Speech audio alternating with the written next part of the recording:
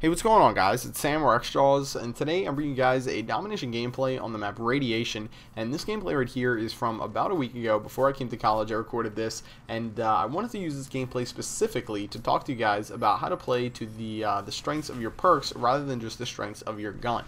So to sort of understand where I'm coming from with this and what I want to talk about, let me first tell you guys about the class setup that I'm going to be using in this gameplay.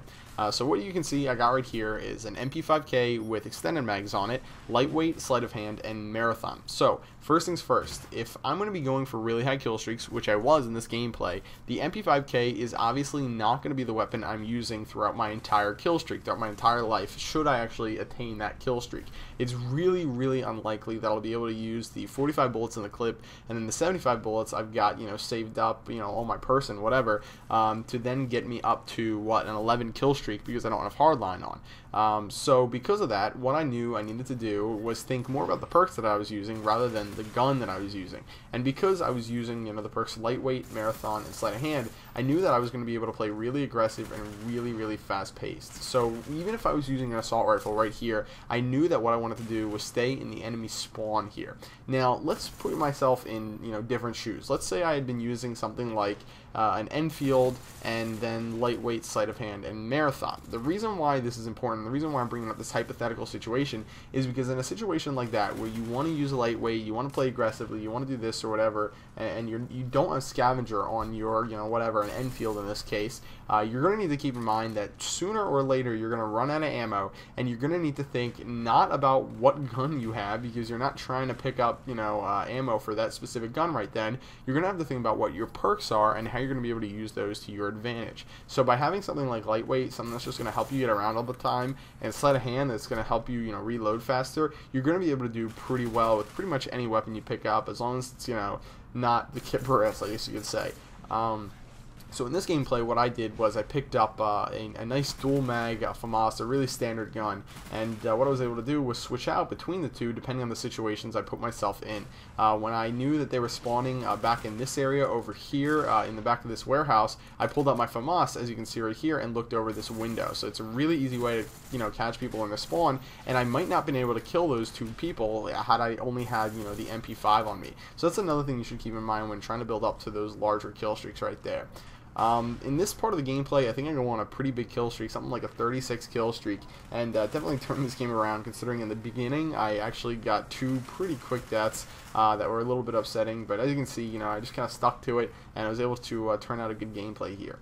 Now this is the part where things started to get a little bit bad for the other team, I guess I should say. What happens here is you'll see that we have all three flags. The dogs are going crazy on the enemy. I haven't even got the chance to call mine in at this point. And what the enemy is doing is they're spawning around the C area and also in the warehouse that's to my right now. Now, all I had to do was pay attention to where my teammates were on the map to figure out where the enemies were going to be. It's really that simple. If you see that you got a bunch of teammates over by the A flag and maybe, near the B flag as well, they're going to be spawning near the C flag.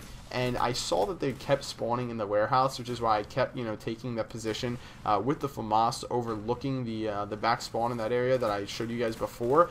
And then as soon as I saw that my teammates were starting to go in that area, my teammates started to figure out that that's where the enemy was spawning, then I stopped going to that area and I ran to the other side of the map. I ran all the way over to A, and as you can see in that corner of that building, I got quite a few kills from some people who were, camping in there trying to wait out the kill streaks and wait out the dogs and all that.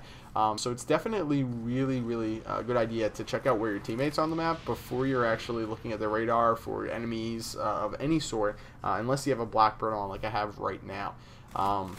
This kill streak continued right up until that point right there. I think, again, that was a 36 kill streak, and then I decided to sort of start the whole process over again. Now, there's one thing I did a minute ago that wasn't the smartest thing ever, and that was have a Blackbird called in while I was still on a kill streak. Now, what you want to typically do is you want to wait until you die off a kill streak to call in a Blackbird. Honestly, it's going to help you build up your next kill streak so much, it's ridiculous. Right here, I luckily did die right afterwards, and I was able to start building up to my next kill streak. I don't actually think I end up getting another chopper gun or Blackbird and attack dogs, but you understand the concept that, had I gotten that other one, I could have used that then to even, further the kill streak and make this into like, a 70, 80, or 90 kill game.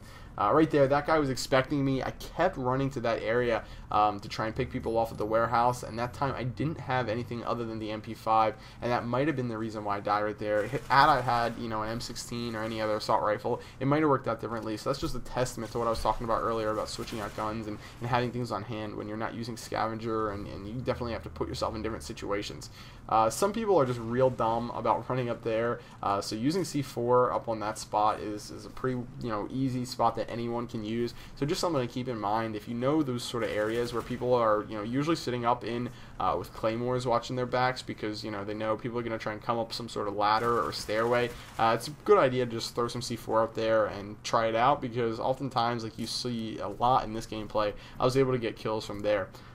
This is another point in the game where we're doing a little bit of spawn trapping, except it's a little bit different. Now we've got 2 flags, and they only have 1 flag, and again, I'm paying attention to where my teammates are on the map. You can see the area that I'm running on right now, I have no teammates at, so that's why I was running into enemies right here. I got a little bit scared right there when someone ran by me and they made it past, and then I needed to check if the assist was from him or from a different person, which is why I got a little bit flustered there and ended up getting knifed in the back.